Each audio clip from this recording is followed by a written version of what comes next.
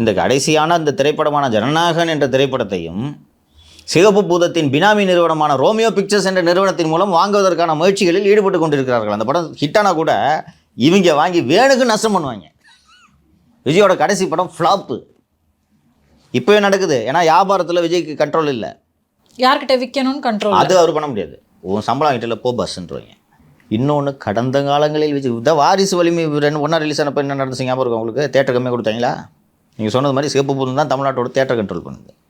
சினிமாலையும் போக முடியாதுன்னா நிம்மதியாக கொடுக்க மாட்டேங்க. அண்டு உதயநிதி சிஎம் ஆவார்.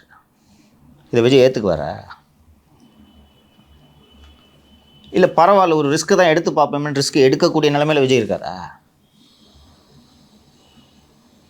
கட்சியை உடச்சி என்ன பண்ணுவாங்க? இவ்வளோ பெரிய கட்சி அதிமுகவே கண்ணில் விரல விட்டு ஆட்டுறாங்க. விஜய் கட்சி என்ன பண்ணுவாங்க? எதற்காக இந்த ரிஸ்க் எடுக்கணும் விஜய்?